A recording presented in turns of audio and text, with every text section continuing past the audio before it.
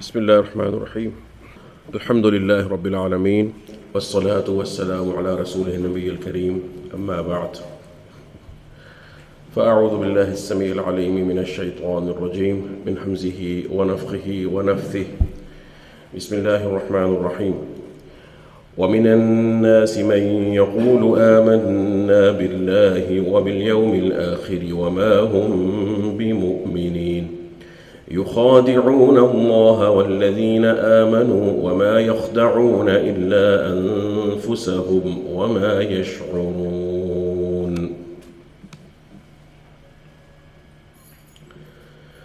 سورۃ البقرہ کی آج کی آیت مبارکہ میں اللہ رب العزت نے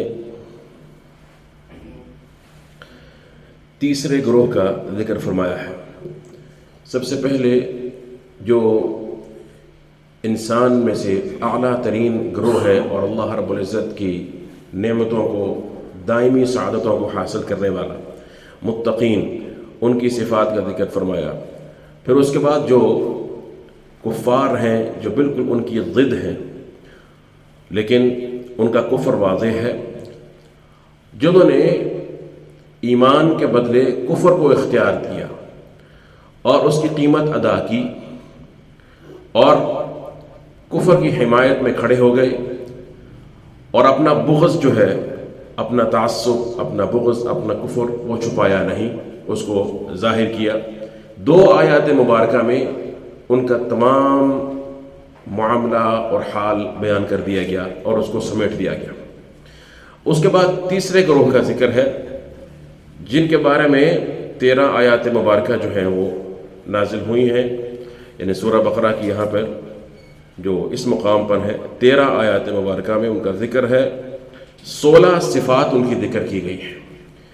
یہ گروہ بھی کفار ہیں، لیکن اس تفصیل کی وجہ یہ ہے کہ یہ وہ لوگ ہیں کہ جن کے ظاہر میں تو اسلام ہے لیکن باطن میں کفر ہے. یعنی ان کا معاملہ جو ہے وہ مخفی ہے اور چھپا ہوا ہے اور یہ ہر ایک پر ظاہر نہیں ہوتا ہے الا ما شاء. تو ان لوگوں کی یہ صفات اللہ رب العزت نے جو بیان فرمائی ہے، یہ اس کا بہت بڑا احسان ہے اور اس کی عظیم ترین نعمت ہے. یہاں پر تو انسان کہتا ہے یہ میں نے سب کانشیس یا انکانشیس لاشعور کو دریافت کر لیا، بہت بڑی میری ایجاد دریافت ہے کہ میں اس کے ذریعے انسان کی نظام نفسیات کو سمجھ پاتا ہوں، اس کے باطن کا ادراک کر پاتا ہوں. لیکن یہاں پر ایسے معاملات ہیں جن کا تعلق انسان کی روح کے ساتھ ہے اور اس کے قلب کے ساتھ ہے، اور ایسے باطنی معاملات ہیں کہ جن تک رسائی کا انسان کے پاس کوئی ذریعہ نہیں ہے. اللہ رب العزت نے ہمیں ان کے بارے میں خبردار فرمایا اور منافقین کی ان صفات اور علامات کو ظاہر فرمایا، ان کا ذکر فرمایا جو کہ احکم الحاکمین اور خالق کائنات ہی کر سکتا ہے. تو یہاں تک کہ یہ مدنی جو 30 صورتوں میں جو ہے وہ 17 صورتوں میں ان کا ذکر آیا ہے منافقین کا، اور کثیر آیات جو ہیں وہ ان کے بارے میں اتری ہیں کہ جن کے اندر ان کی اس طرح سے ان کی صفات کا ذکر ہے.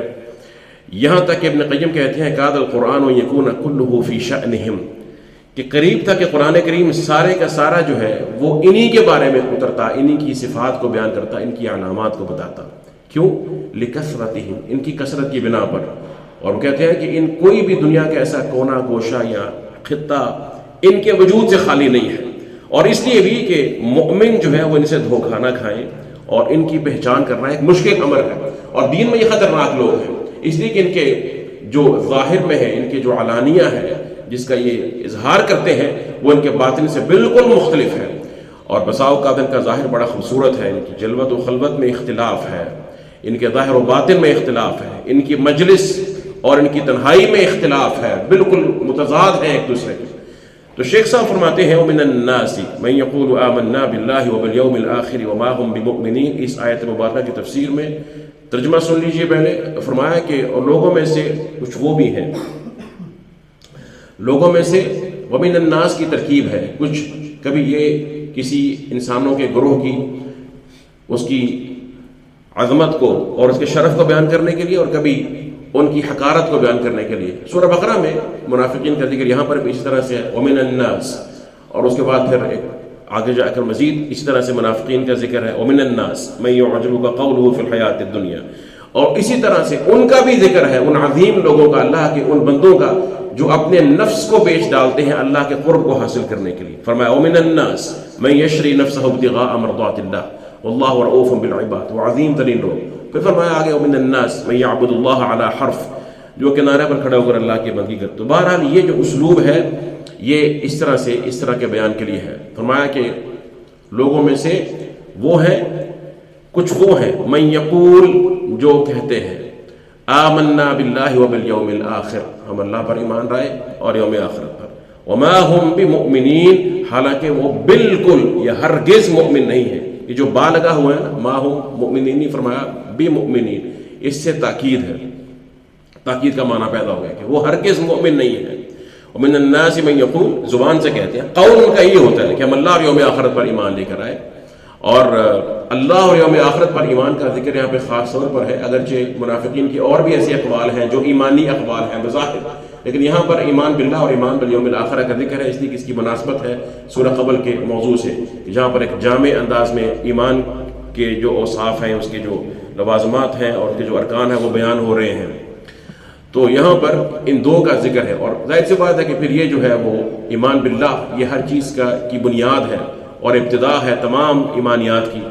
اور ایمان بالآخرہ چونکہ یہ انتہا ہے، تو درمیان میں جو ایمان ہے، شرائع پر ایمان، کتب پر ایمان، اللہ کے ملائکہ اور رسول پر ایمان، وہ ایمان باللہ ہی کے تابع ہے، خود بخود اس میں داخل ہو جاتا ہے. پھر مزید آپ نے ایمان بالآخرہ اور ایمان باللہ یا ایمان بکتب اللہ، یہ آپ نے سن لیا تھا کہ ان کا آپس میں ربط کیا ہے.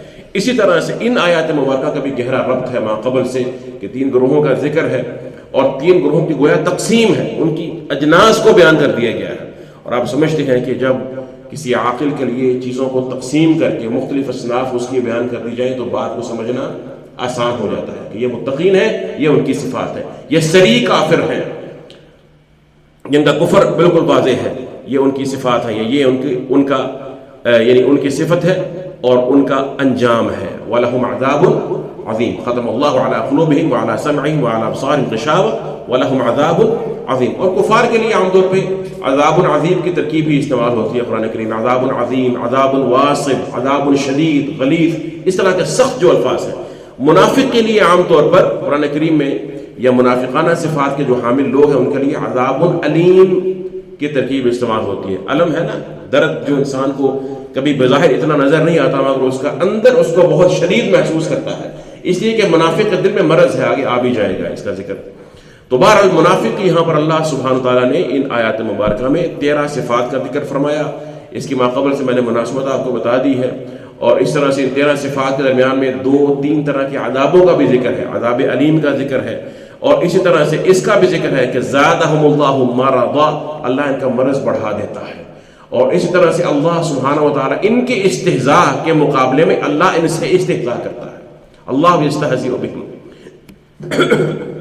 اور اسی طرح سے اور ان کی جو شقاوت ہے اس کا بیان ہے. اور اس کے بعد پھر 2 مثالیں اللہ نے ذکر فرمائی ہیں.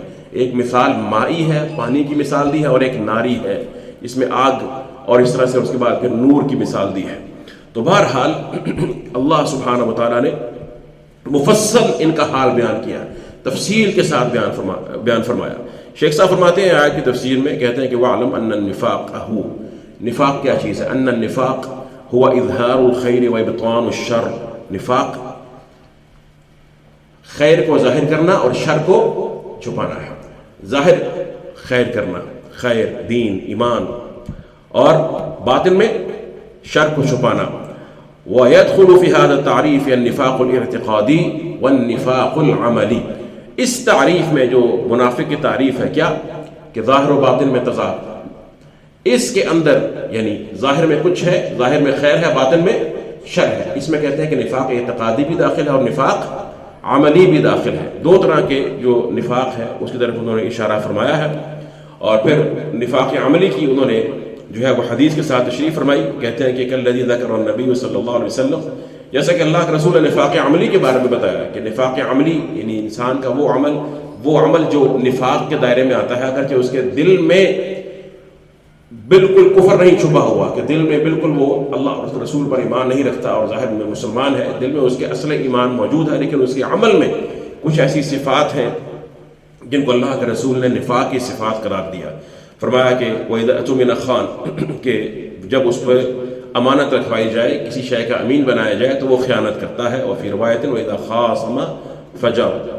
یہ لگتا ہے مجھے کچھ تقدیم و تاخیر ہو گئی ہے اس کے ٹیکسٹ میں. بہرحال صلی اللہ علیہ وسلم دیکھیں نا، کل ذکر نبی صلی اللہ علیہ وسلم، اوپر صلی اللہ علیہ وسلم کا جو کلمہ ہے یہ اوپر آنا چاہیے تھا، اور اس کے بعد پھر آنا چاہیے تھا آیت المنافق ثلاث. منافق کی 3 نشانیاں ہیں، آپ دیکھ رہے ہیں نا آپ لوگ. جیسے یہ دیکھیے یہاں پر یہ دیکھیے کہ آیت المنافقی ثلاث، یہاں سے حدیث مبارکہ شروع ہوتی ہے. اذا حدث کذب واذا وعد اخلف واذا اؤتمن خان، یہ 3 ہیں. یعنی یہاں سے دیکھیے آیت المنافق ثلاث، 3 نشانیاں منافق کی بیان فرمائی اللہ کے رسول نے. پہلی کون سی ہے؟ اذا حدث کذب، جب بات کرتا ہے تو جھوٹ بولے. واذا وعد اخلف، جب وعدہ کرے تو وعدہ خلافی کرے. واذا اؤتمن خان، اور جب اس کو امانت دی جائے، سونپی جائے تو خیانت کرتا ہے. اور پھر چوتھی کیا فرمائی؟ واذا خاصم فجر، اور جب جھگڑا کرتا ہے تو پھر گالی گلوچ کرتا ہے، بد کلامی کا اظہار کرتا ہے. یہ اس کی صفات ہے. جیسے کہ اللہ کے رسول نے مختلف روایت میں فرمایا 4 من کن فی کان منافقا خالصا، جس میں 4 صفات ہوں وہ خالص منافق ہے. عملی نفاق کی بات ہو رہی ہے، خالص منافق ہے. من کان فی خصلۃ منہ کان فی خصلۃ من النفاق، جس میں ان 4 میں سے کوئی ایک خصلت ہو، اس میں نفاق کی ایک خصلت ہے. حتی یدعها، جب تک اس کو چھوڑ نہ دے. وہ کچھ بھی ہو، اپنے آپ کو بڑا مومن سمجھے، حاجی، پرہیزگار، نمازی، متقی، جو ہے وہ عالم، کچھ بھی کہتا رہے، جب تک وہ ان خصلتوں میں سے کسی خصلت میں وہ گرفتار ہے، مبتلا ہے اور ان کو چھوڑتا نہیں ہے، اس میں نفاق کی خصلت موجود ہے. ان 4 تو یہی آپ نے جو ہے وہ خصال بیان فرمائے کہ اذا اؤتمن خان، اذا حدث کذب، واذا عاہد غدر، وعدہ کرتا ہے عہد شکنی کرتا ہے، واذا خاصم فجر. یہ نفاق عملی ہے. نفاق اعتقادی کیا ہے؟ نفاق اعتقادی جو ہے یہ کفر ہے، جو کہ انسان کو دائرہ اسلام سے خارج کر دیتا ہے. نفاق اعتقادی کہ دل میں کفر ہے اور زبان پر قول میں ظاہراً اسلام ہے، مسلمان، لیکن دل میں بغض ہے، اللہ اور اس کے رسول سے بغض رکھتا ہے، دین سے بغض رکھتا ہے اور انکار کرتا ہے. یہ نفاق اعتقادی ہے. اس کے بارے میں، اس منافق کے بارے میں فرمایا، چونکہ اس کا معاملہ سب سے زیادہ خطرناک ہے اور اس کا جو یعنی وجود ہے وہ سب سے زیادہ مضر ہے اسلام اور اہل اسلام کے لیے، اور اس کا شر، اس کا فساد جو ہے وہ کثیر ہے اہل زمین کے لیے، بہت یعنی پھیلا ہوا ہے. جیسا کہ فرمایا ومن الناس من يعجبك قوله في الحياة الدنيا ويشهد الله على ما في قلبه وهو ألد الخصام وإذا تولى سعى في الأرض ليفسد فيها ويهلك الحرث والنسل والله لا يحب الفساد. اس کے فساد سے نہ کوئی کھیتی بچی ہے، نہ کوئی نسل بچی ہے، نسل انسانی، اور نہ کوئی اور چیز، یعنی اس کا شر بہت ہی پھیلا ہوا ہے، مستطیل. تو اس بنا پر یہ منافق، اس کی سزا بھی بہت سخت ہے. اس اعتقادی منافق، النفاق الاعتقادی، یہ کون سا نفاق ہے؟ اعتقادی نفاق. دل میں کفر ہے، ظاہر پہ، زبان پہ اسلام ہے، یہ نفاق اعتقادی ہے. تو فرمایا کہ ان المنافقین فی الدرک الاسفل من النار، کہ جہنم کے سب سے جو نچلی تہ ہے اس میں یہ منافق ہے، سب سے نچلی تہ.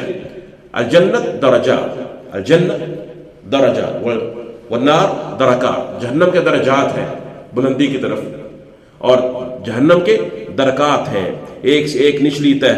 اور سب سے جو سب سے نچلی تہ ہے اس میں یہ منافق ہے جہنم کی، یعنی یہ اس کی سزا ہے، کیونکہ اس کا شر ایسا ہے اور یہ دھوکہ دیتا ہے. تو یہ نفاق اعتقادی، اسی کے بارے میں یہاں پر ذکر اس وقت ہو رہا ہے، جو فرمایا ومن الناس من یقول آمنا باللہ وبالیوم الآخر وما هم بمؤمنین، بالکل ہرگز مومن نہیں ہے. یہاں پر کس نفاق کی بات ہو رہی ہے؟ النفاق الاعتقادی. اس کو النفاق الاکبر بھی کہا جاتا ہے.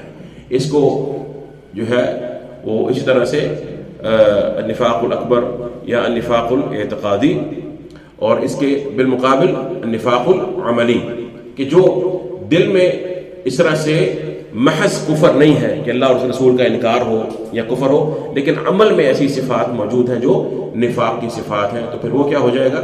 وہ نفاق عملی ہو جائے گا.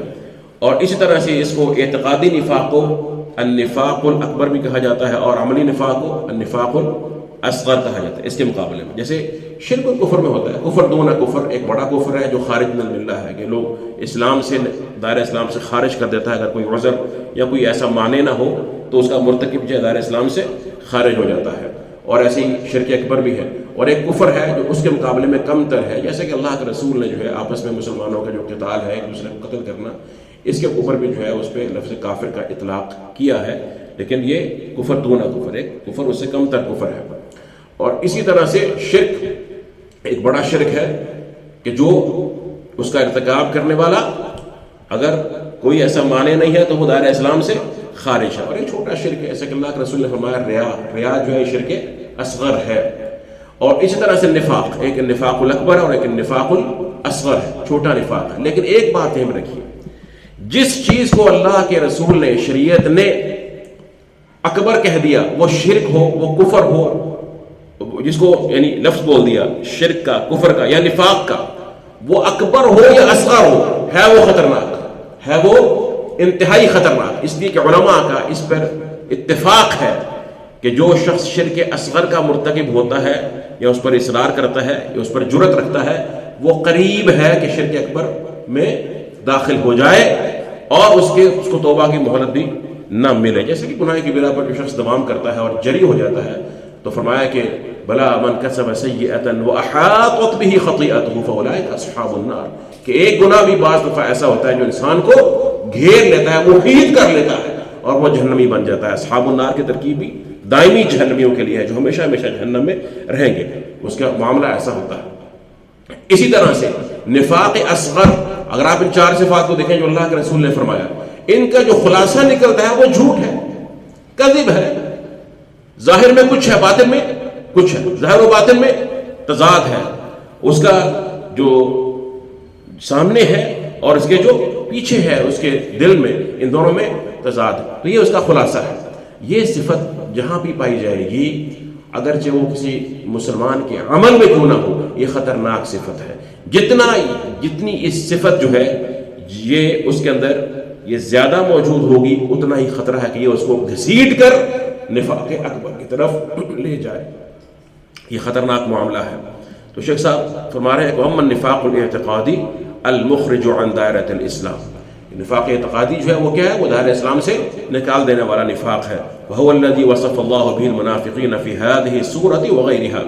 تو یہ وہ نفاق ہے کہ جس کے ساتھ اللہ نے یہاں پر موصوف فرمایا منافقین کو اس صورت میں اور دیگر صورتوں میں. یعنی اللہ نے یہاں پر جو صفت جن منافقین کی بیان فرمائی ہے ان کا وہ کون سا نفاق ہے؟ نفاق اعتقادی. وہ یہاں پر نفاق اعتقادی والے منافقین کا بیان ہو رہا ہے. پھر فرماتے ہیں وَلَمْ يَكُنِ النِّفَاقُ مَوْجُودًا قَبْلَ هِجْرَةِ الرَّسُولِ صلی اللہ علیہ وسلم من مکہ إلى المدینہ. کہتے ہیں کہ نفاق جو ہے وہ آپ کی ہجرت سے قبل، یعنی مکہ سے مدینہ ہجرت کرنے سے قبل جو ہے وہ نفاق موجود نہیں تھا. نفاق ہوتا کیا ہے؟ نفاق نفق کہتے ہیں کہ زمین میں سرنگ کھودنا، ٹھیک ہے. اور یہ جو لفظ ہے اس میں نافقہ سے ہے. علماء کہتے ہیں کہ یہ قرآن سنت نے جو اطلاق کیا نا ایک انسان پر نفاق یا منافق کا، اس سے پہلے عربوں کے ہاں انسان پر اس کا اطلاق معروف نہیں تھا کہ اس کو منافق کہا جائے. نافقہ ایک یربوع، ایک جنگلی جانور ہے جو چوہے کی مانند ہوتا ہے یا ضب ہو سکتا ہے. اس کی سرنگ ہوتی ہے، اس کی بل ہوتی ہے اس طرح سے کہ وہ، یہ میں نے دیکھا ہے اس کو یعنی کھوتے ہوئے. آپ بھی دیکھ سکتے ہیں یربوع سے اگر آپ سرچ کریں کہ کس طرح سے وہ یعنی اپنی اس بل کو بناتا ہے. تو وہ کرتا ہی ہے کہ داخل ہونے کے لیے زمین میں ایک جو ہے بل اپنی بناتا ہے، اس کا ایک داخلی دروازہ ہوتا ہے، کھوتا چلا جاتا ہے یہاں تک کہ دوسری جگہ پر وہ جو سطح زمین ہے اس کے قریب پہنچ جاتا ہے.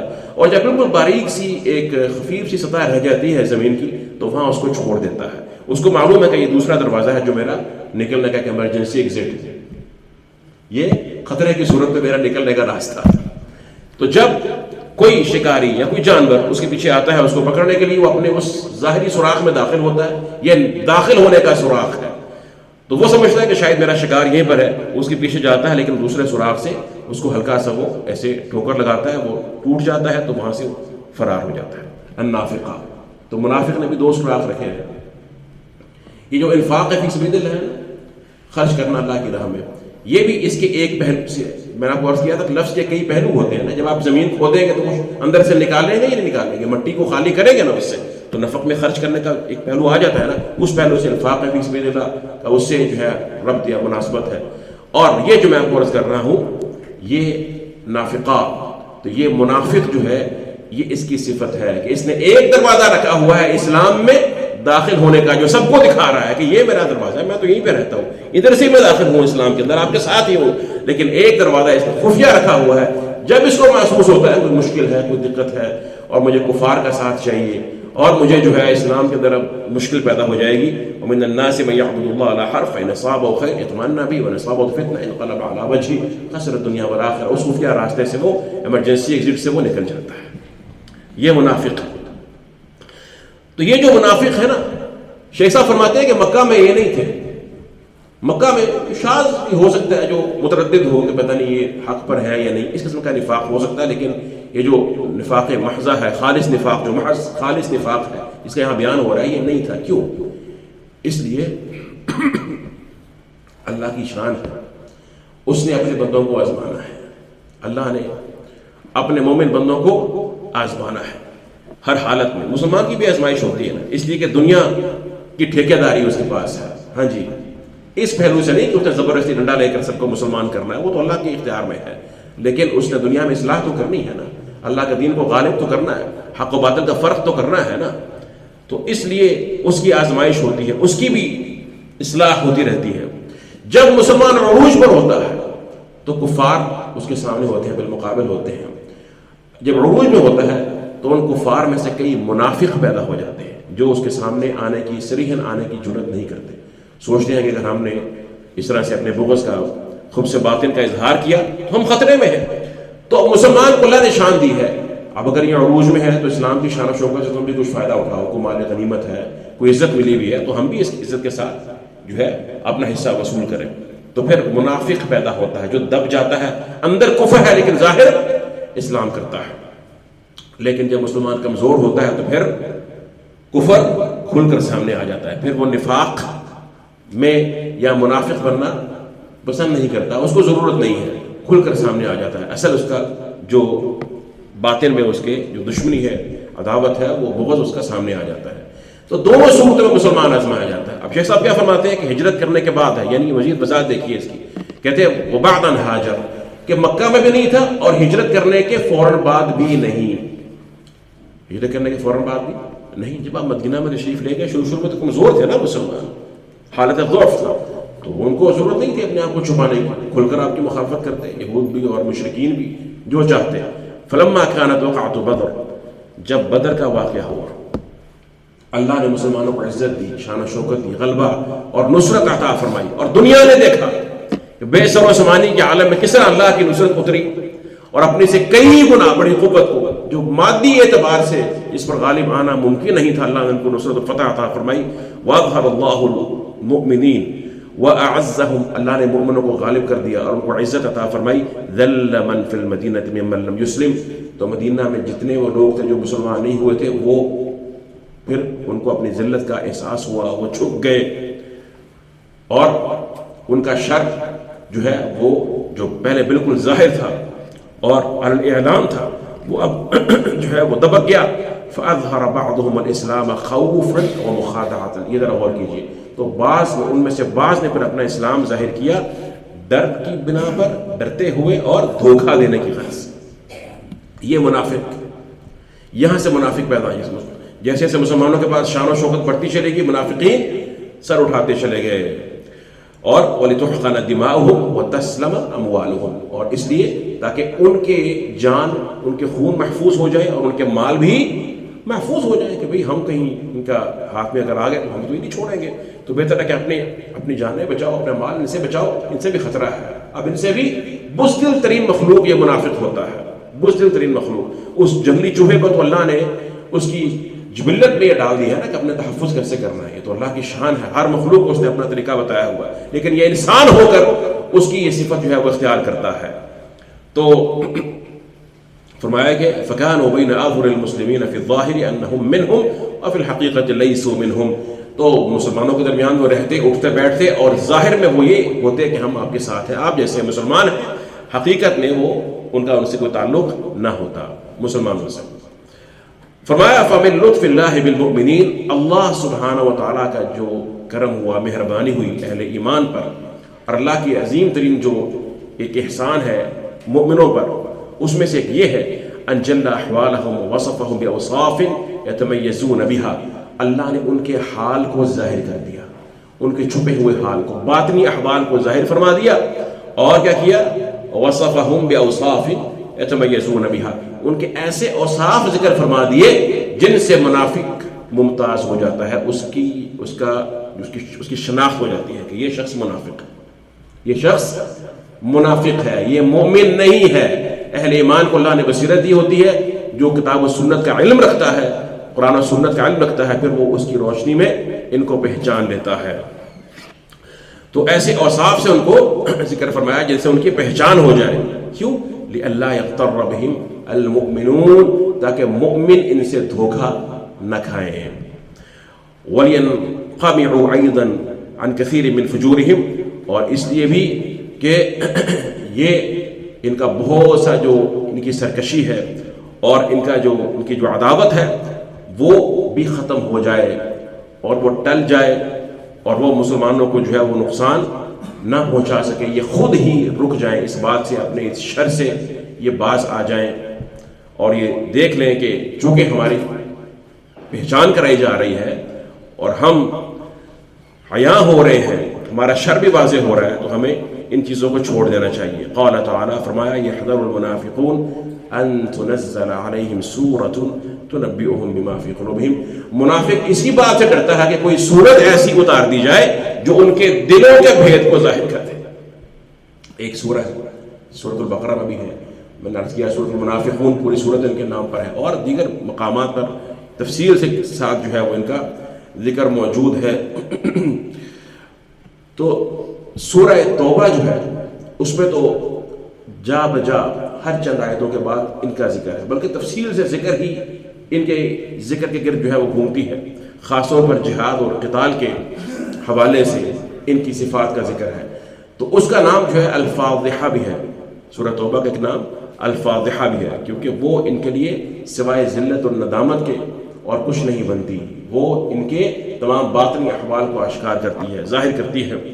یحذر المنافقون، یہ ڈرتے رہتے ہیں، اور آج بھی منافق کی یہی صورتحال ہے، اس کو خوف اسی بات کا ہوتا ہے کہ کہیں میرا نفاق لوگوں پر ظاہر نہ ہو جائے، اس لیے بظاہر وہ اخلاق کا بہت اچھا ہوتا ہے، انتہائی شیریں مزاج اور شیریں زبان معلوم ہوتا ہے، کیونکہ اس کی مجبوری ہے اور اس نے ہر ایک کے ساتھ بنا کر رکھنی ہے بظاہر، اس لیے کہ وہ دشمنی مول نہیں لے سکتا ایک سری کافر کی طرح۔ تو یہ بات تو ڈرتا اس بات سے ہے، اور منافق کو اگر آپ نے پکڑنا ہے، اس کا سب سے آسان طریقہ اس کے ساتھ جھگڑا کرنا یا سختی کرنا بظاہر، یعنی اس کے ساتھ الجھنا، یہ اس کی بجائے اگر آپ اس کے نفاق کو ظاہر کر دیں کہ تو یہ ہے اور یہ علامات ہے، اگر کوئی ایسا موقع آتا ہے کہ جہاں پر دین کو اسلام کو نقصان پہنچتا ہے یا کسی کی ذات کو نقصان پہنچتا ہے، یہ معاشرے میں فتنہ و فساد پھیلتا ہے اس کی ذات کی بنا پر، اور ہدایت کی طرف گامزن نہیں ہوتا، تو اس طریقے سے اس کو ظاہر کیا جا سکتا ہے۔ فرمایا فَوَصَفَهُمُ اللَّهُ بِأَصْلِ النِّفَاقِ، تو اللہ نے ان کے جو ہے وہ اصل نفاق کو جو ہے یہاں بیان فرمایا، اور فرمایا وَمِنَ النَّاسِ مَن يَقُولُ آمَنَّا بِاللَّهِ وَبِالْيَوْمِ الْآخِرِ وَمَا هُمْ بِمُؤْمِنِينَ فَإِنَّهُمْ يَقُولُونَ بِأَلْسِنَتِهِم مَّا لَيْسَ فِي قُلُوبِهِمْ، ان کا جو ایمان ہے وہ سب کا سب کہاں پر ہے؟ وہ ان کی زبان میں ہے، ان کی زبان پہ ہے، ان کا ایمان ان کے دل میں نہیں ہے۔ یقولون وَمِنَ النَّاسِ مَن يَقُولُ، اور لوگوں میں سے کچھ ایسے ہیں جو کہتے ہیں، زبان سے کہتے ہیں نا، قول ہے صرف ان کا، یقولون بِأَلْسِنَتِهِم مَا لَيْسَ فِي قُلُوبِهِم، قرآن کریم کے اندر بھی یہ آتا ہے کہ زبان سے جو کہتے ہیں ان کے دلوں میں نہیں ہوتا۔ فَأَكْذَبَهُمُ اللَّهُ بِقَوْلِهِ، تو اللہ نے جھٹلایا ان کو ان کے اس ایمان کے دعوے کو، فرمایا وَمَا هُمْ بِمُؤْمِنِينَ، یہ ہرگز مومن نہیں ہے، لِأَنَّ الْإِيمَانَ الْحَقِيقِيَّ مَا تَوَاطَأَ عَلَيْهِ الْقَلْبُ وَاللِّسَانُ، اس لیے کہ ایمان حقیقی وہ ہے کہ جس میں دل اور زبان کی موافقت ہو، جس میں دل اور زبان کی موافقت ہو، یہ نہیں کہ زبان سے آمنا و صدقنا اور اس طریقے سے کہہ دیا جائے اور دل میں کفر چھپا ہو۔ اگر دل زبان کا رفیق ہے تو یہ اصل میں ایمان ہے۔ یہاں تک اگر آپ غور فرمائیے کہ شیخ صاحب نے اس آیت مبارکہ کی تفسیر سے پہلے تفصیل سے منافقین کے حالات کا بھی ذکر فرمایا۔ چند باتیں اس حوالے سے جو نفاق ہے، جو کہ ایک اہم موضوع ہے، قرآن کریم میں بار بار تکرار کے ساتھ آئے گا، تو کچھ ان کی حقیقت کے بارے میں قرآن و سنت کی روشنی میں بیان کرنا بہتر ہے اور ضروری ہے یہاں پر، تاکہ ہم اس کو کی طرح سمجھ پائیں۔ اور اس کے بعد جو ان کی مزید 13 صفات ہیں، مزید جو آیات آ رہی ہیں، ان کو بھی ان کی تفسیر اور ان میں تدبر کرنا بھی آسان ہو جائے۔ تو نفاق جیسا کہ میں نے آپ کو رسیا کہ 2 قسم کا ہے، نفاق اعتقادی اور نفاق عملی۔ یہاں پر کس نفاق کا بیان ہوا ہے؟ نفاق اعتقادی کا بیان ہوا۔ اور یہ نفاق اعتقادی جو ہے، اس کے بارے میں چند اصول یاد رکھیے عقیدہ کے پہلو سے۔ ایک بات تو یہ ہے کہ یہ قطعاً ضروری نہیں ہے کہ نفاق اعتقادی جو ہے وہ صرف دل کے عقیدے کا ہی نام ہو، کہ دل کے اندر ہی اس کے جو ہے اگر کفر ہوگا تو تب اس کو ہم منافق اعتقادی کہہ سکتے ہیں۔ اگر اس کے عمل میں کوئی شے ہوگی اس کو ہم نفاق نہیں، اگرچہ دل میں اس کے وہ چیز اس حد تک نہ بھی پہنچے، لیکن اس کے عمل میں ایک شے اگر آ گئی ہے تو اس کو ہم جو ہے وہ نفاق اعتقادی نہیں کہہ سکتے۔ ایسی کوئی چیز نہیں ہے، کتاب و سنت میں ایسا کوئی معاملہ نہیں ہے۔ بہت سے ایسے اعمال ہیں قرآن نے جن کو نفاق کہا اور ان کے وہ ظاہری اعمال تھے، جیسے کہ ایک استہزاء کرنا ہے اللہ اور اس کے رسول کے ساتھ اور اس کی آیات کے ساتھ، یہ کرتے، اور جب اللہ اور رسول تک یہ بات پہنچتی تو کہتے ہیں کہ انما كنا نخوض ونلعب، ہم تو صرف تھوڑی دل لگی کر رہے تھے، ذرا کھیل کود کر رہے تھے، ہمارا تو یہ مقصد نہیں تھا توہین کرنا۔ فرمایا کہ قل اب اللہ وآیاتہ ورسولہ کنتم تستہزئون، تمہیں استہزاء کرنے کے اللہ اور اس کے رسول اور اس کی آیاتیں ملتی ہیں، انہی کے ساتھ تم استہزاء کرتے ہو۔ لا تعتذروا، اپنا عذر پیش مت کرو، قد کفرتم بعد ایمانکم، تم نے کفر کر لیا ہے ایمان کے بعد۔ اس ظاہر پر یہ بات یاد رکھیے، استہزاء کرنا، کوئی اپنے آپ کو مسلمان کہنے والا جب اللہ، اس کے رسول، اس کی آیات کا استہزاء کرے، مذاق اڑائے، دین اسلام میں سے کسی شے کا مذاق اڑائے، استہزاء کرے اور استخفاف کرے، یہ کفر ہے ظاہراً باطناً، ظاہراً بھی کفر ہے، باطناً بھی یہ کفر ہے۔ یہ کہنا کہ نہیں میری یہ سوچ نہیں تھی، میری یہ نیت نہیں تھی، یہ نہیں ہے۔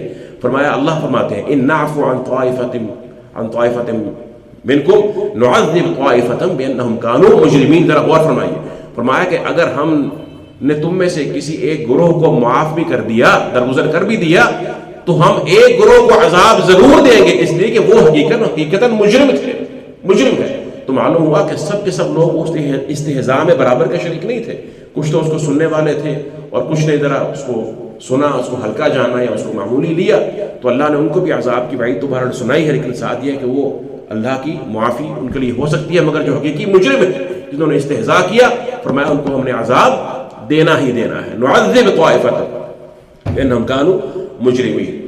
اسی طرح سے امام ابن تیمیہ رحمہ اللہ تعالیٰ نے اس کے 6 جو ہیں وہ عام مصداقات بیان فرمائے ہیں نفاق کے، نفاق اعتقادی کے، اور اس طرح سے پھر جو ہے وہ شیخ الاسلام امام محمد بن عبد الوہاب نے بھی ان 6 کو بطور اقسام یا عام انواع کے طور پر جو ہے وہ بیان کیا۔ وہ سن لیجئے، ایک تو یہ ہے کہ کوئی شخص جو ہے وہ اللہ کے رسول کی تکذیب کرے، انکار کر دے، یا بعض جو شریعت کا حصہ ہے اس کا انکار کر دے، رسول کریم کا انکار کر دے، یا آپ کی شریعت کا انکار کر دے، یا شریعت کے کسی ایک حصے کا انکار کر دے، یا آپ کی اتباع کا عقیدہ نہ رکھے اپنے دل میں کہ یہ ایسے ہی ہے، کچھ مان لے، کچھ مرضی ہوگی، دیکھ لوں گا، میں ایسے کر لوں گا، یہ تمام جو چیزیں ہیں وہ نفاق میں داخل ہیں۔ یا فرمایا کہ او ایظہر المسرۃ بانخفاض دینہ، کہ نبی کریم کے دین کا جب نقصان ہو وہ خوش ہو جائے۔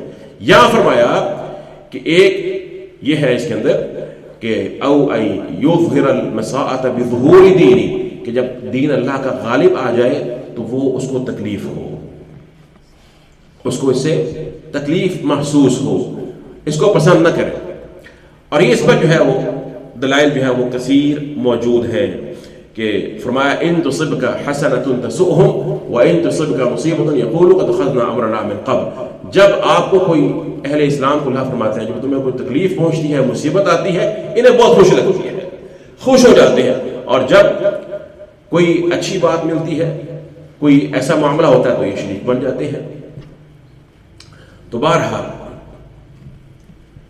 یعنی جب کوئی اچھی بات پہنچتی ہے، میں غالباً اس کا الٹ کیا گیا ہوں، جب کوئی اچھی بات پہنچتی ہے، کوئی فائدہ ہوتا ہے، اہل اسلام کو عزت ملتی ہے، غلبہ ملتا ہے، ان تصبک حسنۃ تسؤہم، ان کو بہت تکلیف دیتی ہے یہ چیز کہ اسلام اور مسلمان غالب کیوں آگے ہیں.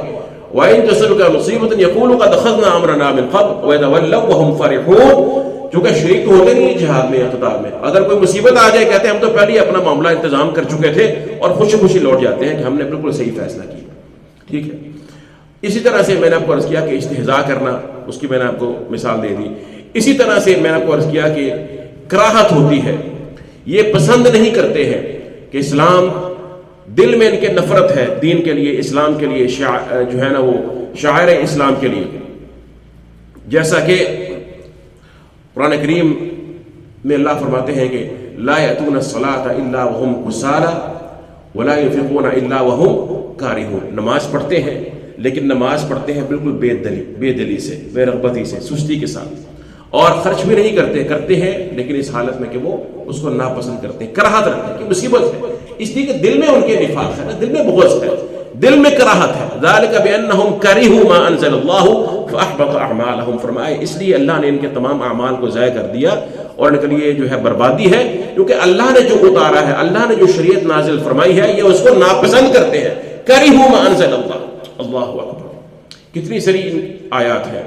فرمایا لقد ابتغوا الفتنة من قبل وقلبوا لك الامور، غور فرمائیے گا ذرا، حتى جاء الحق وظهر امر الله وهم كارهون، کہ یہ اپنے فتنہ پردازی کرتے رہتے ہیں، آپ کے لیے معاملات کو جو ہے وہ ہیر پھیر کرتے رہتے ہیں، یہاں تک کہ جب حق آ گیا اور اللہ کا امر، اللہ کا حکم غالب آ گیا، وهم كارهون، اس حالت میں کہ یہ اس کو پسند نہیں کرتے، ان کو اسلام کا غلبہ اور اسلام کا حکم بلند ہوتا ہوا اچھا نہیں لگتا ہے. یہ منافقین کی علامات اللہ کا قرآن بیان کرتا ہے. پھر اہل اسلام پر طعن کرتے ہیں، اہل اسلام پر یہ طعن کرتے ہیں، اور ان کو جو ہے وہ پوری جمعیت کو مسلمانوں کی، یا جو لوگ اسلام سے زیادہ وابستہ ہے، جسے کہ آج کل مولوی کہہ کر کہتے ہیں یہ دیندار طبقہ، یہ مولوی حضرات. مولوی ٹھیک ہے، طبقے میں کچھ لوگ اچھے برے ہو سکتے ہیں، لیکن بالعموم ان لوگوں کو جن کو اللہ نے توفیق عطا فرمائی ہے، جو مساجد، منبر اور محراب کے ورثاء ہیں، جو قرآن اور دین کی تعلیم دینے والے ہیں، امت میں جو ہے اللہ کے نبی کا جو نور ہے، علم رسالت ہے، اس کو پھیلانے والے ہیں، سب کو جو ہے یہ کہہ دینا کہ یہ ایسے ہے، یہ ویسے ہے، استہزاء کرنا اہل ایمان کا اور جو دین سے متمسک لوگ ہیں ان کا، یہ منافقین کی صفت ہے. اللہ نے قرآن میں فرمایا کہ الذین یلمزون المطوعین من المؤمنین فی الصدقات والذین لا یجدون الا جہدہم فیسخرون منہم سخر اللہ منہم ولہم عذاب علیم. عذاب علیم کی میں نے آپ کو عرض کیا تھا، یہ شروع ہے قرآن کریم میں، سورۃ توبہ کی آیت ہے کہ یہ جب مسلمان، وہ لوگ جو اللہ کی راہ میں خوش دلی سے خرچ کرتے ہیں، یا وہ بیچارے جن کے پاس خرچ کرنے کو سوائے اپنی بھرپور محنت کے اور کچھ نہیں ہوتا. غزوہ تبوک کا یہ واقعہ ہے، جب سائے دراز ہو گئے، موسم ایسا تھا، پھل خوب پک چکے ہیں اور گرمی بھی ہے، اللہ کے رسول نے جو ہے وہ جہاد کا اعلان کر دیا، اور آپ نے اس پر واضح فرمایا کہ ہم نے کہاں جانا ہے، اور آپ نے کہا کہ جو بھی دے سکتے ہو اللہ کی راہ میں خرچ کرو، تیاری بھرپور کرنی ہے. یہ وہی غزوہ ہے جس میں حضرت عمر نے اپنا آدھا مال دے دیا اور حضرت ابوبکر صدیق نے اپنا تمام مال دے دیا. تو کچھ ایسے بھی تھے صحابہ، ایک انصاری صحابی جنہوں نے ایک سال محنت کر کے دن رات اللہ کی راہ میں خرچ کیا. جب کوئی زیادہ مال دیتا، یہ منافقین کہتے ہیں تو ریاکار ہے، یہ مراہی ہے، یہ ریاکاری کر رہا ہے. اور جب کوئی تھوڑا مال دیتا تو کہتے کہ اس کی اللہ کو کیا ضرورت ہے، یہ تو بے وقت چیز ہے.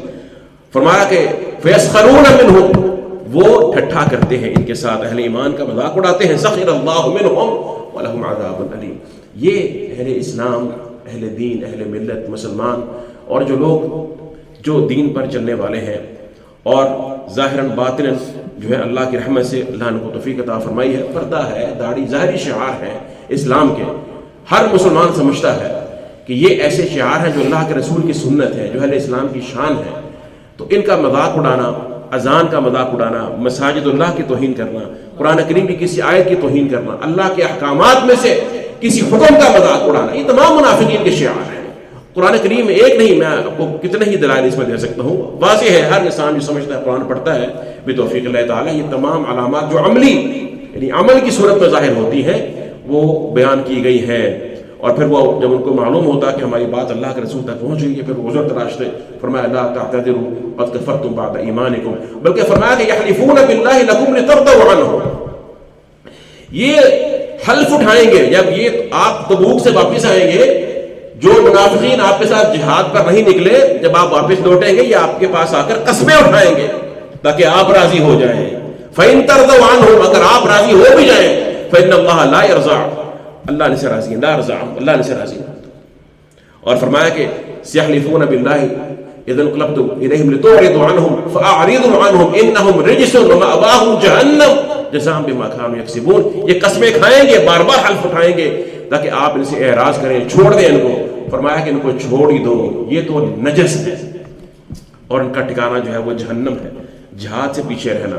اسی طرح سے کفار کی، یہود و نصارہ کی، ہندوؤں کی، مشرکین کی جو ہے نا اسلام کے دشمن ہیں دنیا میں، ان کی نصرت کرنا، ان کے ساتھ ہمدردیاں ہونا، ان کے بولنا اور ان کی ملت کو، ان کے سسٹمز کو، ان کی تعریف و توصیف کرنا اور ایسے انداز اختیار کرنا گویا کہ اسلام جو ہے وہ کوئی دقیانوسی ہے، بیکورڈ ہے، معاذ اللہ، یہ انداز اختیار کرنا، یہ تمام وہ چیزیں ہیں کہ جو ان منافقین کے عملی صورتوں میں نظر آتی ہیں اور جس کو اللہ کے قرآن نے صراحت کے ساتھ بیان فرمایا کہ یہ منافقین کی صفت ہے. ابن تیمیہ رحمہ اللہ تعالیٰ فرماتے ہیں، ان کا قول یہ سننے والا ہے، بہت ایک اہم بات ہے. وہ کہتے ہیں کہ یہ، میں چاہ رہا ہوں کہ اس کی جو عربی عبارت ہے میں وہ آپ کے سامنے پڑھ دوں. اللہ اکبر.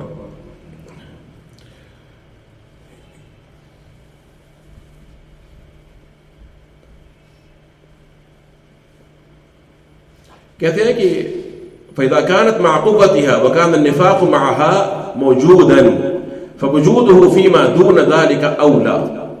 کہتے ہیں کہ جب نبی کریم صلی اللہ علیہ وسلم کے دور میں نفاق موجود تھا اور اس وقت بھی موجود تھا جبکہ اسلام اپنی بھرپور قوت میں تھا، خود نبی کریم صلی اللہ علیہ وسلم موجود تھے اور علم وحی جو ہے وہ آسمان سے اتر رہا تھا اور صحابہ کرام ایسی جماعت موجود تھی. پھر اللہ نے اسلام کو عروج اور ظہور بھی دے دیا. شروع میں تو یہ تھا نا کہ منافقین سے آپ ذرا ان سے پہلو تہی کرتے، ان کا معاملہ اللہ پر چھوڑ دیتے، آپ نے نرمی فرمائی. لیکن جب اللہ نے اسلام کو غالب کر دیا اور جب حق و باطل واضح ہو گیا، پھر باقاعدہ حکم اترا ہے قرآن کریم میں، یا ایھا النبی جاہد الکفار والمنافقین، کہ کفار سے بھی جہاد کیجیے، منافقین سے بھی جہاد، وغلظ علیہم، سختی کیجیے. بہرحال اور پھر یہاں تک فرمایا کہ ملعونین، یہ ملعونین ہے. لئن لم ينتهِ المنافقون والذین فی قلوبهم مرض والمرجفون فی المدینہ، سورہ احزاب کی آیتیں ہیں. لنغرینک بہم ثم لا یجاورونک فیہا الا قلیلا. ملعونین، یہ ایسے ملعون ہیں یہ منافق، اینما ثقفوا اخذوا وقتلوا تقتیلا، جہاں کہیں پائے جائیں پکڑ لیے جائیں اور ان کو بدترین طریقے سے قتل کر دیا جائے. پھر جب یہ آیات اتری پھر یہ منافقین بظاہر بالکل جو ہے وہ رک گئے. اس لیے حضرت حذیفہ نے فرمایا کہ انما کان النفاق علی عہد النبی صلی اللہ علیہ وسلم. یہ نفاق والی جو بات ہے نا کہ یہ منافق ہے، یہ مسلمان ہے، یہ کافر ہے، اور منافق چلتا پھرتا ہے مسلمانوں کے درمیان، اسے تعرض کیا جا رہا ہے، اسے کچھ نہیں کہا جا رہا، اسے نرمی کی جا رہی ہے. فرمایا یہ اللہ کے رسول کے دور میں تھا، یعنی اوائل میں. اما اليوم، آج کا دن کیا ہے؟ فانما هو الكفر بعد الايمان، ایمان کے بعد صرف کفر ہے. آج کو یہ نہیں کہا کہ بھائی یہ تو منافق تھا جی، اس کا معاملہ یہ ہے، نہیں. یہ نفاق اگر نفاق اعتقادی ہوگا اس پر حکم بھی لگایا جائے گا، اور وہی حکم ہے کہ جو ارتداد اور کفر کا حکم شرط ہے کہ اس پر یہ تمام صفات واضح ہو اور کوئی اس کا ایسا عذر جو ہے وہ سامنے نہ آئے اس کا شریعت نے اعتبار کیا ہو. کئی لوگ کہتے ہیں کہ نہیں جی ہم یہ نفاق ہے، کسی کو منافق نہیں کہہ سکتے، یہ جہل ہے. اصل میں ایسی بات نہیں ہے. اللہ کے قرآن نے واضح فرمایا یا ایھا النبی جاہد الکفار والمنافقین. منافقین کے ساتھ جہاد کا الگ ذکر فرمایا، کفار کے ساتھ جہاد کا الگ ذکر فرمایا. اگر ہم ان کو پہچان ہی نہیں سکتے اور ان پر حکم ہی نہیں لگا سکتے، ان کو معلوم نہیں کر سکتے، جو خطرناک ترین گروہ ہے مسلمان کی صفوں میں، اور جتنا اسلام کو خطرہ منافق سے ہے اتنا شرعی دشمن سے نہیں ہے. سب سے بڑا خطرہ جو اسلام کو ہے اور نقصان جو پہنچا ہے وہ منافق سے پہنچا ہے، منافقین سے پہنچا ہے. دور نبوی کے اندر بھی اور آج تک یہی صورتحال ہے. تو ابن تیمیہ فرماتے ہیں کہ جب اس دور میں منافق موجود تھے تو آج کے دور میں جب اسلام اپنی کمزوری میں ہے تو منافقین کہیں زیادہ ہیں. ان کا منافقین کا وجود ہونا ان سے کہیں زیادہ متقاضی ہے کہ وہ کثرت میں ہو.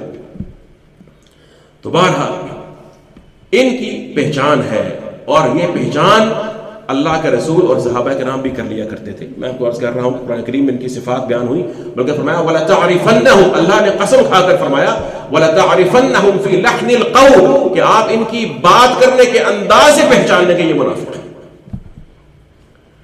بات کرنے کے انداز سے. لیکن یہ ہر بندے کی بس کی بات نہیں ہے، اس لیے کہ منافق کی بات ہوتی بڑی خوبصورت ہے. سبحان اللہ. یہ قرآن کریم کے اندر اس کا بھی بیان ہے. فرمایا کہ وَإِذَا رَأَيْتَهُمْ تُعْجِبُكَ أَجْسَامُهُمْ، اگر آپ ان کو تو دیکھے ان کو تو تجھے ان کے جسم بڑے بھلے لگے، اس لیے کہ جسیم تھا. عبداللہ بن ابی جو رئیس المنافقین ہے، بڑا خوبصورت انسان تھا، اونچا لمبا قداور تھا. تُعْجِبُكَ أَجْسَامُهُمْ، تجھے ان کے جو جسم ہے بڑا خوبصورت لگیں گے اور بھلے لگیں گے. وَإِن يَقُولُوا، اگر یہ بات کرے تَسْمَعْ لِقَوْلِهِمْ، تو ان کی بات غور سے سنے گا، کیونکہ بات ہی اتنی خوبصورت کرتے ہیں، ان کو فصاحت تھی، بلاغت ان کے پاس ہوتی ہے. اور فرمایا وَمِنَ النَّاسِ مَن يُعْجِبُكَ قَوْلُهُ فِي الْحَيَاةِ الدُّنْيَا، لوگوں میں سے کچھ وہ بھی ہیں جن کا قول تجھے دنیا کی زندگی کے بارے میں بڑا اچھا لگتا ہے، بڑی خوبصورت بات کی ہے. وَيُشْهِدُ اللَّهَ عَلَى مَا فِي قَلْبِي، اور اللہ کو گواہ بناتا ہے کہ میں اپنے دل میں جو کچھ ہے اس پر اللہ کو گواہ بناتا ہوں کہ میں کتنا مخلص ہوں.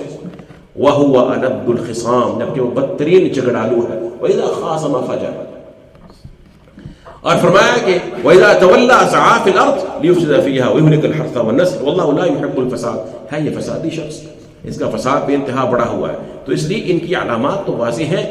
ان کو پہچاننا مشکل کیوں ہوتا ہے کہ یہ مسلمانوں کے صفوں کے اندر ہوتے ہیں، بات بھی خوبصورت کرتے ہیں، عموماً فصاحت لسانی ان کے پاس ہوتی ہے، یہ تمام جو چیزیں ہیں ان کے ساتھ یہ موصوف ہوتے ہیں. تو ایک بات جو میں آپ کو بتانی تھی وہ یہ بات ہے کہ اعتقادی نفاق کے لیے ضروری نہیں کہ وہ عمل میں ظاہر نہ ہو، صرف دل کے اندر ہی ہو. اعمال بہت سے ایسے ہیں کہ جن پہ قرآن کریم نے یہ حکم لگایا ہے کہ اگر یہ اعمال موجود ہے، ایسے استہزاء ہے اللہ اور اس کے رسول کا اور دیگر ایسے معاملات ہیں، تو فرمایا کہ یہ ان کی صفت ہے جو منافق ہے. دوسرا یہ قاعدہ یاد رکھیے کہ ہر نفاق اعتقادی بھی کفر وہ نہیں ہے جو اسلام سے خارج کر دے. جیسے کہ ریا ہے، ایک شخص جو ہے وہ مسلمان ہے، دل میں اللہ اور اس کے رسول کی محبت ہے اور اصل ایمان موجود ہے، اس کو یقین ہے اللہ اور اس کے یوم آخرت پر ایمان ہے، اللہ کے رسول پر ایمان ہے، نماز پڑھنے گیا ہے، ریا کا شکار ہو گیا. انہوں نے کہا جی نماز تو اللہ کے لیے پڑھی، چلو ساتھ فلاں شخص بھی دیکھ لے گا، فلاں دوست ہے، بابا ہے، یہ ہے، وہ ہے، وہ بھی دیکھ لے گا، تو اس نے ساتھ اس کو بھی شامل کر لیا. یہ شرک ہے، ریا ہے، اعتقاد میں نفاق ہے. لیکن بہرحال یہ کفر وہ نہیں ہے جو مخرج من الملہ، جو اسلام کے دائرے سے خارج کرنے والا ہو. بات سمجھ میں آ گئی؟ تو یہ کچھ اس کے بارے میں جو ہے وہ بات ذہن میں رکھیے گا. اسی طرح سے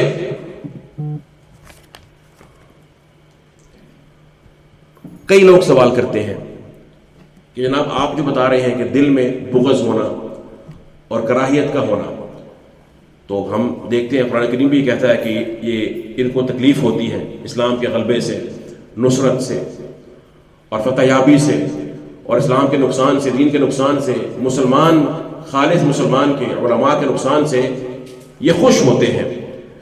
تو اس طرح کے وساوس تو ہمارے دلوں میں بھی آتے ہیں، نماز کے بارے میں، اذان کے بارے میں، قرآن کے بارے میں، معاذ اللہ اللہ اور اس کے رسول کے بارے میں.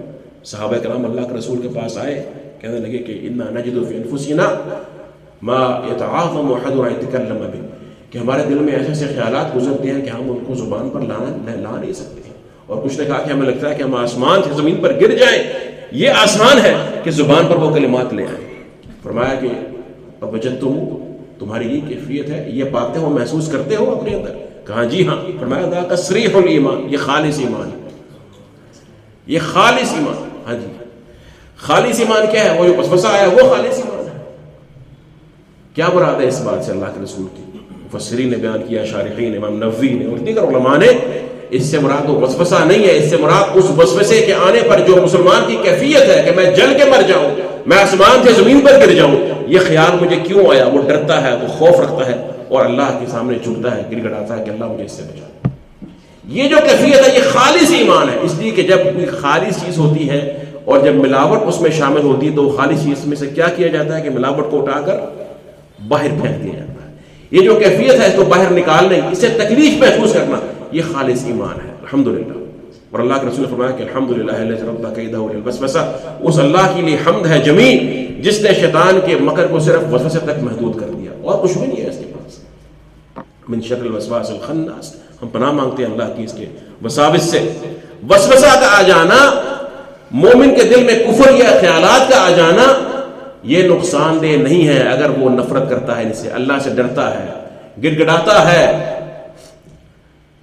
یہ مضر نہیں ہے. لیکن ان خیالات پر خوش ہو جانا، مطمئن ہو جانا اور ان کے تقاضے کے مطابق کلام کرنا یا عمل کر لینا، یہ خطرناک ہے.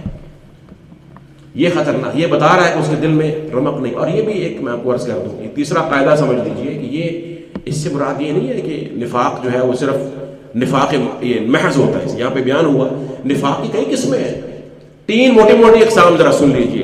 ایک نفاق جو شدید نفاق، فرمایا کہ وَمِنْ أَهْلِ الْمَدِينَةِ مَرَضُوا عَلَى النِّفَاق، اہل مدینہ میں سے کچھ ایسے منافق ہیں جو شدید سرکش ہیں، ڈھیٹ ہیں اپنے نفاق کے اوپر، ڈٹے ہوئے ہیں. اور فرمایا کچھ ایسے ہیں کہ جو منافق خالص منافق ہیں، اور کچھ وہ بھی ہیں جو درمیان میں اٹکے ہوئے ہیں، کبھی نفاق کے قریب ہو جاتے ہیں، کبھی اسلام کے قریب ہو جاتے ہیں. ایسے بھی لوگ ہیں، دلوں کی حالت ان کی اس طرح سے رہتی، کبھی شک میں پڑ جاتے ہیں، کیونکہ یہ فتنے ہیں نا شک اور شہوت کے. کبھی ان کا ایمان جو ہے وہ کم ہوتا ہے تو نفاق غالب شک یا شہوت غالب آ جاتی ہے. کیوں؟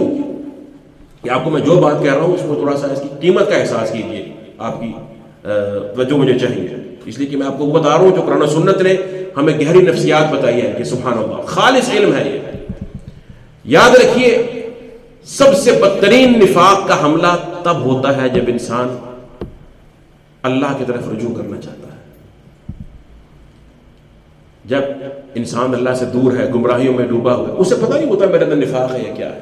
جب دین اس سے کوئی مطالبہ کرتا ہے نا، دین مطالبہ کرتا ہے کچھ اور اس کو اس مطالبے کی صورت میں جواب دینا پڑتا ہے، تب اسے محسوس ہوتا ہے کہ میں نے کیا کرنا. ابن تیمیہ فرماتے ہیں رحمہ اللہ تعالیٰ، اسی وجہ سے جب انسان نماز کے لیے آتا ہے تو خاص شیطان اس کو برگلاتا ہے. اگر نماز نہیں پڑھتا کوئی مسئلہ نہیں ہے، نماز پڑھے گا تو اس کو وہ خاص شیطان مسلط ہونے کی کوشش کرتا ہے، برگلاتا ہے.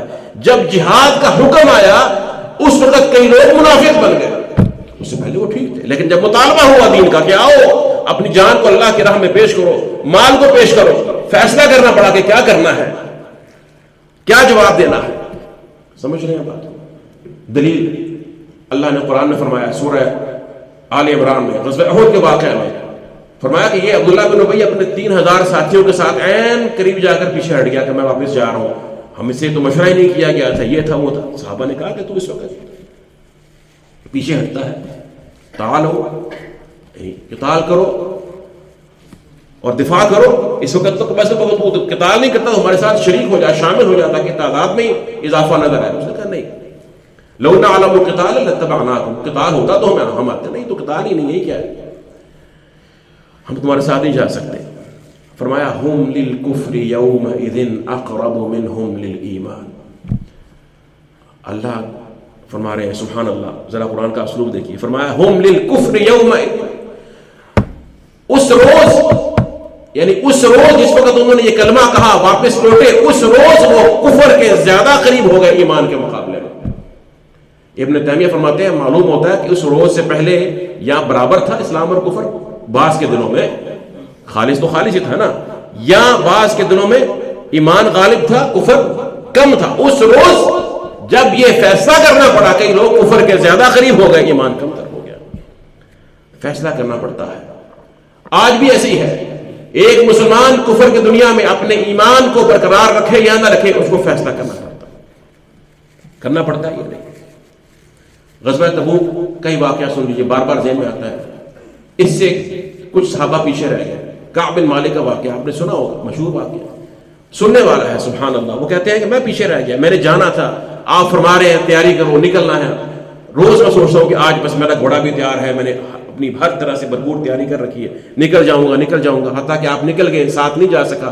سوچا میرے پاس تیز رفتار سواری ہے، میں آپ کو پیچھے بعد میں جا لوں گا، نہیں جا سکا. یہاں تک کہ اللہ کے رسول جب چلے گئے اور ان کے لیے ان سے ملنا الحاق کرنا مشکل ہو گیا. اب کہتے ہیں مجھے شدید پریشانی نے، غم نے گھیر لیا، اور اللہ کے رسول کو اپنے ساتھیوں کی پہچان تھی. اور اللہ کے رسول جب چلے گئے اور ان کے لیے ان سے ملنا الحاق کرنا مشکل ہو گیا. اب کہتے ہیں مجھے شدید پریشانی نے، غم نے گھیر لیا، اور اللہ کے رسول کو اپنے ساتھیوں کی پہچان تھی. منافقین نہیں گئے، 80 کے قریب منافقین تھے، وہ نہیں گئے ساتھ، جن کے بارے میں قرآن کہتا ہے کہ یعتذرون الیکم اذا رجعتم الیہم، جب آپ واپس آئیں گے اپنے عذر پیش کریں گے آپ کے، قل لا تعتذروا، عذر پیش نہ کرو، قد نبأنا اللہ من اخبارکم، اللہ نے تمہاری خبر دے دی ہے، وسيرى اللہ عملکم ورسولہ، اللہ اور اس کا رسول تمہارا عمل دیکھیں گے۔ یہ جب اللہ کے رسول وہاں پہنچے، آپ نے دیکھا کعب بن مالک نہیں ہے، آپ نے اور کسی کا نہیں پوچھا، ان کے بارے میں پوچھا، ما فعل کعب بن مالک، کعب بن مالک نظر نہیں آ رہا، تو کچھ صحابہ نے بتایا، اپنے طور پر ذکر فرمایا، خیر آپ واپس لوٹے، جب آپ مدینہ پہنچے، اب کعب کہتے ہیں کہ میں نے سوچا میں کیا کروں، میں نہیں جا سکا، غم نے گھیرا ہوا ہے، دل شدید بوجھ تلے دبا ہوا ہے، اور منافقین اللہ کے رسول کے پاس جا رہے ہیں، جا کر عذر پیش کر رہے ہیں۔ آپ نے کہا ٹھیک ہے، اللہ تمہیں معاف کرے، آپ ان کے باطن کو اللہ کے سپرد کیے جا رہے ہیں، اور ظاہر پر آپ نے ان کو معاملہ چھوڑ دیا۔ کہتے ہیں میں نے سوچا کہ میں بھی ایسا ہی کرتا ہوں، میں بھی ایسا کرتا ہوں، سوچتا رہا، یہاں تک کہ میں اللہ کے رسول کے پاس گیا، سلام کیا، صحیح بخاری کی روایت ہے، آپ نے سلام کا جواب دیا لیکن ایسی مسکراہٹ کے ساتھ جس میں ناراضگی تھی، فجئت امشی حتی جلست بین یدی، چلتا چلتا میں آپ کے سامنے آ کر بیٹھ گیا، ما خلفک یا کعب پیچھے کیوں رہ گئے تھے؟ تو کہنے لگے میں نے سوچا میں عذر تراش لوں، پھر میں نے کہا کہ واللہ اے اللہ کے رسول، مجھے اللہ کی قسم ہے اگر میں آپ کے علاوہ کسی اور کے سامنے بیٹھا ہوتا، آپ نہ ہوتے، لرأیت انی سأخرج من سخطہ بعذر فلقد اعطیت جدلا، تو میں یقیناً کو عذر پیش کر کے تراش کے تو اس کی ناراضگی سے بچ جاتا، اس لیے کہ مجھے جو ہے نا زبان کی بڑی مہارت دی گئی ہے، حجت دی گئی ہے، مجھے بہانہ تراشنا آتا ہے۔ لیکن حقیقت یہ ہے کہ سستی ہو گئی، نہیں جا سکا۔ اللہ کے رسول نے ان کے بارے میں کیا فرمایا؟ فرمایا اما ھذا فقد صدق، اس نے سچ بولا، اس نے سچ بولا ہے، اس نے اللہ کے اور اس کے رسول کو دھوکہ دینے کی کوشش منافقین نے کیا۔ کہتے ہیں یہاں تک کہ جب میں وہاں سے اٹھا اور چلا تو میرے رشتہ داروں نے مجھے گھیر لیا، قبیلے والوں نے، تو نے کیا کر دیا، تو نے تو آج تک کبھی، تو ہر غزوے میں شریک ہوا اس بدر کے، بدر میں تو ویسے بھی جانا واجب نہیں کیا تھا آپ نے کسی پر، تو ہر غزوے میں شریک ہوتا رہا، تو نے یہ کیا کر دیا، تو نہ کہتا ایسا۔ اللہ کے رسول تیرے لیے دعا استغفار کرتے، تیرے گناہ معاف ہو جاتے، تو کہتے اتنا مجھے مجبور کیا کہ میں نے سوچا کہ میں شاید واپس چلا جاتا ہوں اور جا کر کہتا ہوں کہ نہیں، میں نے جو کہا وہ غلط کہا تھا۔ پھر میں نے کہا اچھا یہ بتاؤ کوئی اور بھی رہا منافقین کے علاوہ؟ کہا ہاں جی، 2 صحابہ اور تھے، ہلال بن امیہ، مرارۃ بن الربیع، انہوں نے بھی کوئی عذر نہیں تراشا، انہوں نے سچ بولا۔ کہتے ہیں پھر میرے لیے ان کے اندر اسوہ ہے، میں اپنے ساتھیوں کے ساتھ ہوں، میں جھوٹ نہیں بولوں گا، سچ۔ یہ جب مطالبہ ہوا اسلام کا، جب انسان کو دین کا تقاضا ہوتا ہے پھر اس کی آزمائش ہوتی ہے۔ میں آپ کو عرض کر رہا تھا اسی چیز کا نام نفاق ہے، ہم میں سے ہر شخص اس سے گزرتا، اور یہ مت سمجھیے کہ یہ نفاق جو ہے یہ صرف منافقین کے لیے ہوتا ہے، عام مسلمان میں نفاق نہیں ہو سکتا، ایسا نہیں ہے، یہ بھی قاعدہ یاد رکھ لیجیے، ایسا نہیں ہے۔ اگر ایسا ہوتا وہ صحابہ کرام نفاق سے نہ ڈرتے۔ ابن ابی ملیکہ بہت بڑے تابعی ہیں، کہتے ہیں ادرکت 30 من اصحاب النبی کلهم یخاف النفاق علی نفسه، میں 30 صحابہ کرام کے ساتھ بیٹھا ہوں، ان میں سے ہر ایک کو یہی خوف تھا کہیں میں منافق نہ ہو جاؤں، کہیں میں منافق نہ ہو چکا ہوں۔ اور ابراہیم التیمی تابعی ہیں بہت بڑے، کہتے ہیں کہ ما عرضت قولی علی عملی الا خشیت ان اکون مکذبا، میں جب بھی اپنا قول جو میں لوگوں کے سامنے پیش کرتا ہوں اس کو اپنے عمل پر پیش کرتا ہوں تو مجھے لگتا ہے کہ میں جھٹلا دوں گا، کہ میں جھوٹا ہوں، سچ نہیں بول رہا ہوں۔ اور وہ واقعہ آپ کے علم ہوگا، ابوبکر صدیق، حضرت حنظلہ بیان کرتے ہیں کہ میں موجود تھا بازار میں چلتے ہوئے، ابوبکر صدیق آئے، کہنے لگے کیف انت یا حنظلہ، حنظلہ کیسے ہو؟ حنظلہ کہتے ہیں نافق حنظلہ، حنظلہ منافق ہو گیا ہے۔ حنظلہ ما تقول سبحان اللہ، حنظلہ کیا کہہ رہے ہیں؟ کہنے لگے ہم جب اللہ کے رسول کے پاس ہوتے ہیں تو ہم ایسے لگتا ہے ایسے جنت کو بھی دیکھ رہے ہیں، جہنم کو بھی دیکھ رہے ہیں، لیکن جب گھر آتے ہیں تو ہماری یہ کیفیت نہیں رہتی، ہم بہت سی دنیا کے اندر مشغول ہو جاتے ہیں، بہت سی باتوں کو اور ایمانیات کو بھول جاتے ہیں۔ تو صدیق اکبر کہتے ہیں کہ یہ تو میری بھی کیفیت ہوتی ہے، چلو اللہ کے رسول کے پاس چلتے ہیں۔ اللہ اکبر، نفاق کا خدشہ لے کر اللہ کے رسول کے پاس جا رہے ہیں۔ کون؟ صحابی رسول حنزلہ، اور دوسرا صحابی جو صدق کا پہاڑ ہے، صدیق اکبر، جو ظاہر باطن سچ ہی سچ، والذی جاء بالصدق وصدق به، اس کا لقب بھی صدیق ہے۔ اللہ کے رسول کے پاس کہ یا رسول اللہ نکون عندک تذکرنا بالنار والجنہ حتی کأننا رأی عین، آپ کے پاس ہوتے ہیں، ایسے لگتا ہے ہم اپنی آنکھوں سے جنت اور جہنم دونوں دیکھ رہے ہیں، لیکن بعد میں یہ کیفیت نہیں رہتی، ہم تو سمجھتے ہیں ہم منافق ہو گئے، ہم نفاق کا شکار ہو گئے۔ اللہ کے رسول نے فرمایا کہ والذی نفسی بیدی لو تدومون علی ما تقولون عندی، مجھے اس رب کی قسم ہے جس کے ہاتھ میں میری جان ہے، اگر تم اسی حالت میں رہو جیسے تم میرے پاس رہتے ہو، ہر وقت اسی حالت میں رہو، پھر ذکر اور اسی طرح کی یاد تمہارے دلوں میں اور وہی ایمان تمہاری زبان پر ہو، لصافحتکم الملائکۃ علی فرشکم وفی طرقکم، اللہ کے ملائکہ تمہارے بستروں پہ اور تمہارے راستوں میں تمہارے ساتھ ہاتھ ملائیں، مصافحہ کریں۔ ولیکن یا حنظلہ ساعتا وساعتا وساعتا، لیکن حنظلہ یہ گھڑیاں ہوتی ہیں، گھڑیاں ہوتی ہیں۔ اب یہاں ہم موجود ہیں، میں بیان کر رہا ہوں، آپ سن رہے ہیں، اللہ کے توفیق سے ہم میں سے ہر ایک کے دل میں کیا کیفیت ہے وہ اللہ جانتا ہے، لیکن اس طرح کی مجالس میں، اللہ کے گھروں میں جب ہم اٹھ کر جاتے ہیں پھر وہ کیفیت نہیں ہوتی۔ لیکن اگر ہم کوشش کریں، انسان کی کوشش، صحابہ کرام اسی کیفیت کے فرق کو نفاق کہتے تھے، خطرہ رکھتے تھے، خوف رکھتے تھے کہ ہم منافق تو نہیں ہو گئے، ہماری کیفیت کیوں بدل گئی ہے۔ حضرت عمر رضی اللہ تعالیٰ عنہ، حضرت حذیفہ کو اللہ کے رسول نے ان منافقین کے نام بتائے ہوئے تھے، نام ان کے اشخاص کے نام بتائے تھے، یہ منافق ہیں۔ ایک شخص مرا، حذیفہ نے جنازہ نہیں پڑھا، حضرت عمر نے دیکھا، ان کے پاس آگے، انشدک اللہ امنہم انا، تجھے اللہ کی قسم ہے کیا میں تو نہیں ہوں منافقین میں سے جن کا تجھے اللہ نے نام بتایا؟ لا واللہ، اللہ کی قسم آپ نہیں ہیں، لیکن آپ کے بعد میں کسی کو یہ ضمانت نہیں دوں گا، آپ کے بعد کسی کو میں تزکیہ نہیں دوں گا، آپ کو تو میں کہتا ہوں کہ آپ ان میں سے خوف ہے، کیونکہ انسان کو نہیں پتا، اس کا دل تقلب، ہر وقت اس کا دل اسی حالت میں ہے، ہیر پھیر ہے، فتنوں کی شدت اور کثرت ہے۔ تو انسان کو ڈرنا چاہیے، ما خافہ الا مؤمن ولا امنہ الا منافق۔ حسن بصری کہتے ہیں کہ نفاق سے مومن ڈرتا ہے صرف، اور نفاق سے جو سمجھتا ہے کہ میں مأمون ہوں وہ صرف منافق ہی ہوتا ہے اور کوئی شخص نہیں ہوتا۔ یہ نفاق ہے، اور میں نے آپ کو عرض کیا کہ یہ مخفی بھی ہو سکتا ہے اور یہ اس کی کیفیات ہے۔ اس نفاق سے ڈرنا یہ ایمان کی علامت ہے۔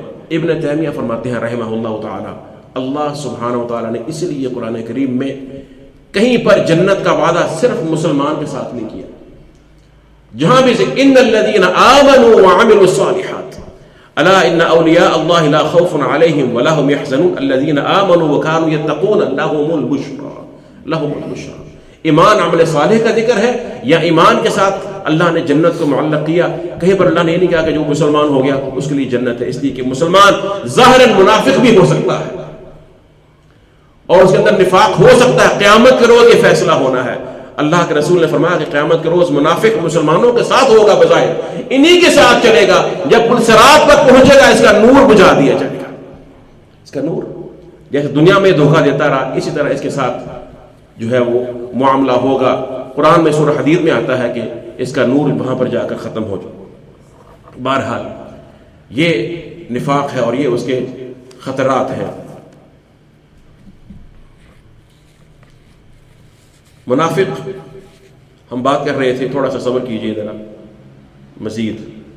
فرمایا کہ ومن الناس من یقول آمنا باللہ وبالیوم الآخر وما هم بمؤمنین۔ میں آپ کو عرض کر رہا تھا قول، میرے بھائیوں یہ آخری بات سمجھ لیجئے، جو بھی سمجھ لیجئے ہمارے آج کے درس کی، کہ میری طبیعت بھی کچھ اتنی بہتر نہیں ہے تو لیکن یہ معاملہ اب یہ اہم ہے تھوڑا سا اس کو سمیٹنا، کیونکہ یہ بہت ہی اہم ترین مباحث میں سے ہے۔ قول جو ہے نا زبان کا، یہ منافق کا کل ہتھیار ہے، اور اللہ کے رسول نے اس کا اظہار کیا، حدیث میں آتا ہے، شیخ البانی نے اس کی تحسین کی ہے۔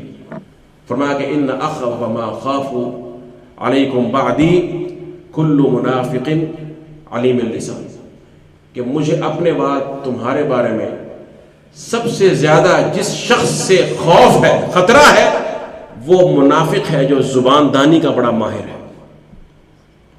منافق علیم اللسان، قول کے ساتھ کچھ نہیں ہوتا ہے۔ آپ کا معاملہ، میرا معاملہ اللہ کے ساتھ ہے۔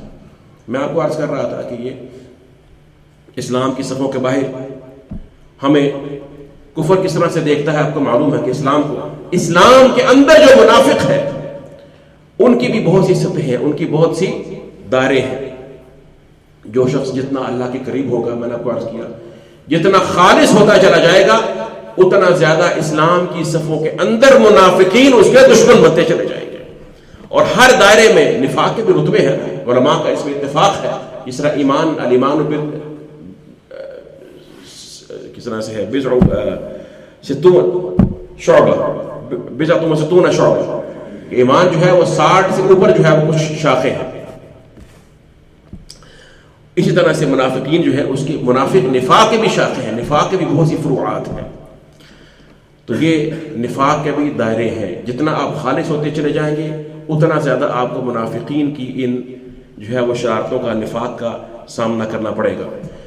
زبان کے ساتھ اداکاری، یہ اداکاری اس دور کے اندر ایک بہت ترقی کرنے والا فن ہے، جو ترقی کر چکا ہے، وہ کی جاتی ہے۔ یاد رکھیے، زبان سے آپ اپنے آپ کو کچھ بھی ثابت کر لیں، میں نیک ہوں، میں مالدار ہوں، میں بہت خیر خواہ ہوں، اور یا میرے اندر فلاں صفات ہوتے ہیں۔ بعض لوگوں کو دکھانے کے لیے اپنے تعلقات کی وداد سنانا شروع کر دیتے ہیں، یا دیگر ایسے معاملات ہیں، نیکی دکھاتے ہیں، علماء سے تعلق جتاتے ہیں۔ علماء بہت سے ایسے اہل مدارس ہمارے سادہ ہوتے ہیں، ان کی بھی ضروریات ہیں، پیسے کے بل بوتے پر، اور ان کے ساتھ ایسے معاملات رکھتے ہیں کہ لوگوں کو بتائیں کہ ہم بھی اہل علم میں سے ہیں، جبکہ ان کے قریبی لوگ بھی جانتے ہیں، وہ خود بھی جانتے ہیں۔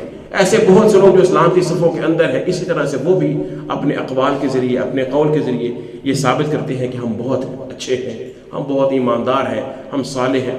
اس سے کوئی فرق نہیں پڑتا، اس سے کسی کی عزت میں اضافہ نہیں ہوتا، اس لیے کہ آپ کا معاملہ اللہ کے ساتھ ہے۔ آپ اپنے قول کے ذریعے کتنی بلندی تک کیوں نہ پہنچ جائیں، اگر اللہ سبحانہ و تعالیٰ کے یہاں پر کوئی مقام نہیں ہے، اور اللہ نے آپ کو اگر رد کر دیا ہے اپنے دروازے سے، تو آپ کی میری کوئی حیثیت نہیں ہے۔ اللہ مجھے اور آپ کو توفیق عطا فرمائے کہ ہم اس طرح کے شر سے اپنے آپ کو بچائیں، اور نفاق کی ان علامات سے۔ انہی علامات میں جو ہے وہ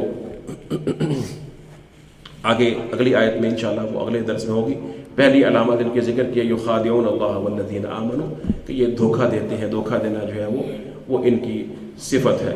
اللہ تعالی ہمیں ان کی تمام ظاہری، باطنی، خفیہ، علانیہ صفات سے محفوظ فرمائے، اور اللہ ہمیں صحیح معنوں میں ظاہراً باطناً جو ہے وہ دین اسلام پر چلنے کی توفیق عطا فرمائے، ہمیں خالص دین کو اپنانے کی توفیق عطا فرمائے۔ وباللہ تعالی توفیق، صلی اللہ تعالی وسلم۔